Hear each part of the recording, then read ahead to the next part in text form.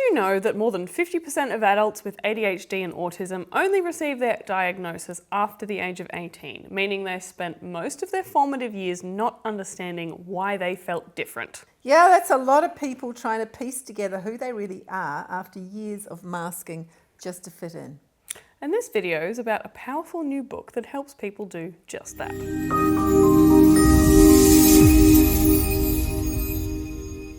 Hi, I'm Rose, Alkira's book designer. And I'm Tahlia, the managing editor at Alkira Publishing. Together, we support authors with editing, book design and publishing. Today, we're talking about a book that's really close to your heart. Your recent hyperfocus, Psychimagination into the Underworld. Yes, it's close to my heart because I wrote it, and it's about my own experience of self-examination. Also literally close to your heart. And I hope it will inspire others to do the same. So, what is actually in this book? It's an illustrated story of a late diagnosed woman's journey of self-discovery. It includes lyrical prose, symbolic art, and introspective art exercises to guide readers on their own journey of self-understanding. Wow. So, who would be interested in your journey of self-examination, though? Well, anyone who's looking at themselves or considering getting to know themselves better will find something that will resonate, particularly anyone who's late diagnosed neurodivergent, because it will relate very specifically to their experience. And also, anyone interested in mythic stories, active imagination, and symbolic art and writing, or who just loves beautiful books that they can have on their coffee table and open and go, wow, that's so great, look at that. It's a rich mix of things for sure, and it is an unusual one for Alkira Publishing because it's published under our Escarpment Publishing imprint, which has traditionally focused on non-fiction and children's picture books, but this one is a picture book for adults. Exactly. It's breaking new ground for Escarpment because it's an illustrated picture book experience for grown-ups. So let's talk about why this book even needs to exist. What's the main struggle for neurodivergent adults, especially those who are late diagnosed? The most common internal struggle is, who am I really? Right? Once they learn about masking, how neurodivergent people hide their natural selves to fit in, they start wondering, as I did, if they've been fooling themselves their whole life. Yeah, and it's a confronting and unsettling process to go through. It is. Looking back through the lens of neurodivergent can be both clarifying and terrifying, because most of us carry trauma from being constantly rejected for who we are. And a lot of neurodivergent people experience bullying as children, sometimes quite severe, and that leaves scars, and they can be painful to revisit. Yeah, so your book gives people a way to start that exploration safely. Yes, gently and creatively, so it's very good for people who aren't into talk therapy. So how does the book actually help with that process, though? Well, in two ways. First, through my story and the images, readers can see how someone else has done this kind of inner exploration. And that gives them inspiration and also, I think, courage.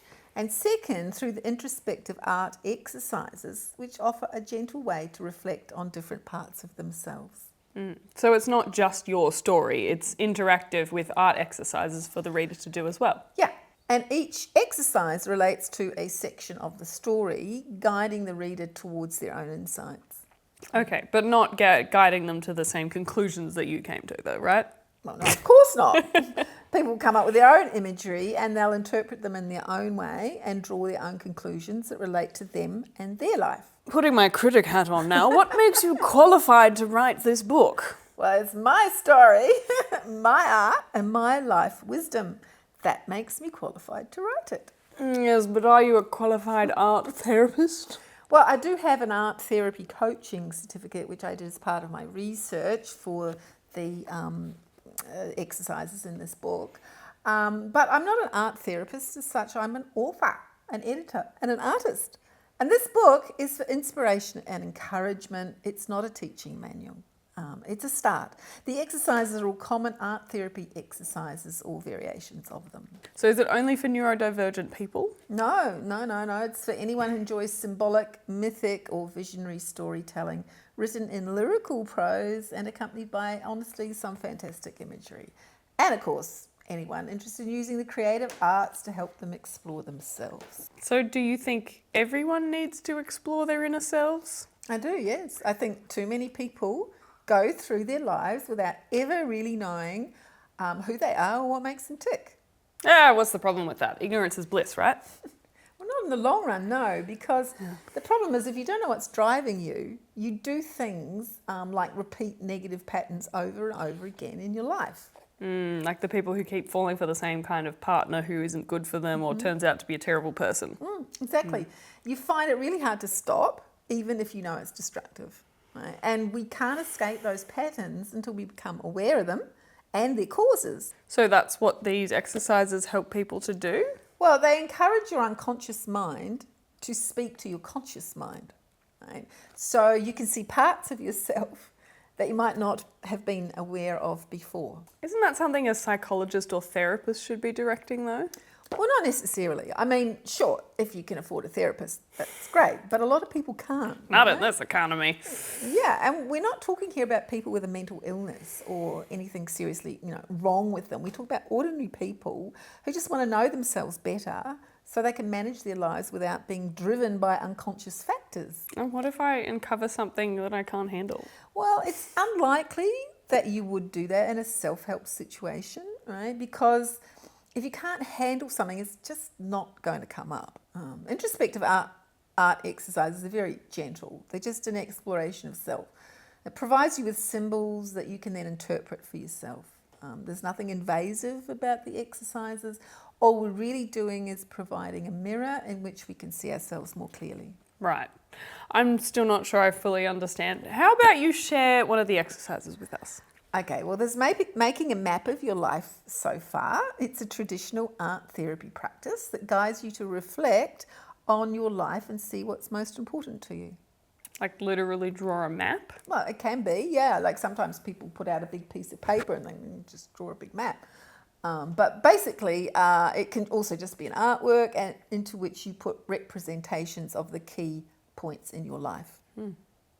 We should also mention at this point that you used AI to create the art in this book, but art therapy can be done with any artistic medium. You just personally happen to be an AI nut at the moment.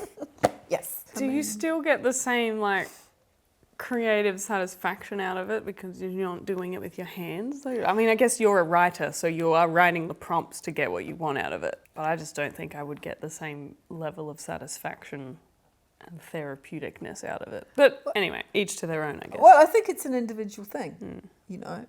It's different, and some art therapy exercises do require you to be sort of physically involved, but not these ones. They don't. No, it's more of an imaginative journey. It's more Jung's active imagination process, where you're using your imagination, and the art is just the way that you express what's in your imagination, and then you respond to that. And the fact that it comes up with things that you might not have thought of yourself is also interesting, because then you look at it and you go, oh, okay, that is saying something to me. Maybe not. But that's just one of the things that I find about the AI that sort of works interesting for you with me. So the instructions are for using an AI art generator, but you can definitely use pen and paper if you want. Make a collage, do a dance, make up a song, write a poem, short story, or just a list of words. Yeah. That's right. And you certainly do not need to be artistic.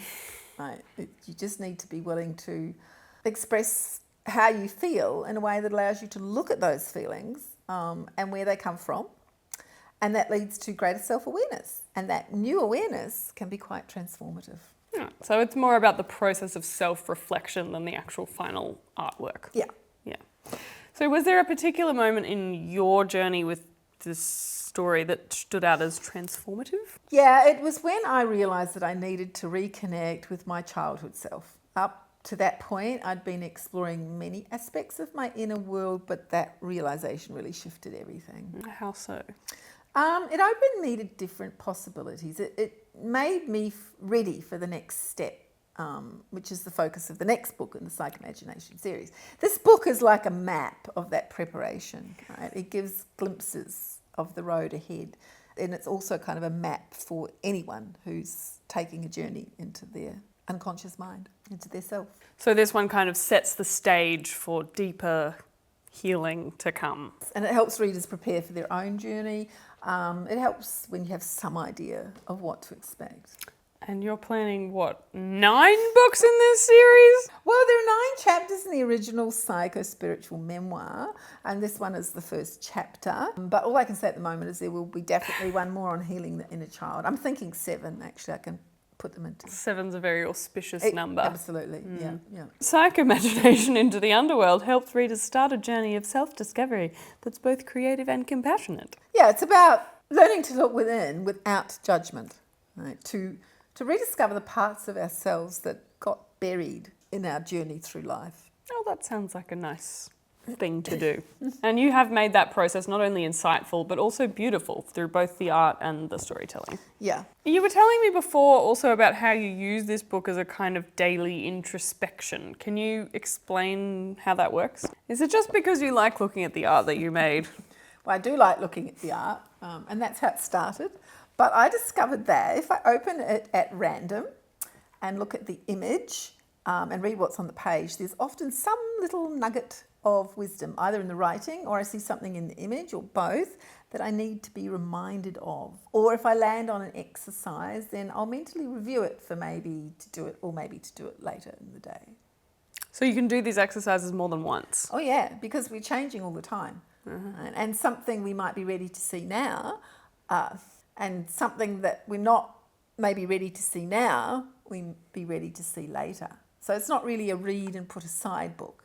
It's a book to have on your coffee table, and you can refer to it whenever you want a little bit of introspection. Sounds almost like how people use oracle or tarot cards, right? As a way of sort of looking within and using imagery to reflect your inner workings. Yeah, how about you try it? But it's your book. It's not going to work for me. Well, I don't know. I wrote it, but it's not just for me. I think anyone who's open to it can get something out of using it this way, because a lot of what's in here is universal in its application. So the story came from an active imagination process during which I tapped into the collective unconscious. Oh, that's a reference to Jungian psychology or something, right? Yep. Jung's collective unconscious is a shared reservoir of knowledge, imagery and instinct which is common to all humanity. It contains archetypes, which you might have heard of, which are universal, primordial images and patterns of thought that influence our behaviour, and they're expressed through myths, dreams and symbols across cultures. For example, the archetype of the hero appears in stories from many different cultures around the world. And the psychoimagination books are essentially a hero's journey. Find out more about the hero's journey in our video on plot structures, link somewhere. Yes. Okay, now you've opened it at random. Just have a look and be open to it. What have you got? Oh, that's a good one. The psyche is timeless, its landscape's unfathomable. What time is it in our mind? No time, all time, no time and all time. And neither no time nor all time. All 4 are true. Well, my brain hurts. Exactly. That is a deep Buddhist teaching on the nature of reality. Oh, so this is a Buddhist book now. That's what everyone's going to hear as soon as you say that word. No, it's not a Buddhist book, but I have a long background in study and practice of Tibetan Buddhism. So what time is it in our mind? No time, all time, no time and all time. And neither no time nor all time.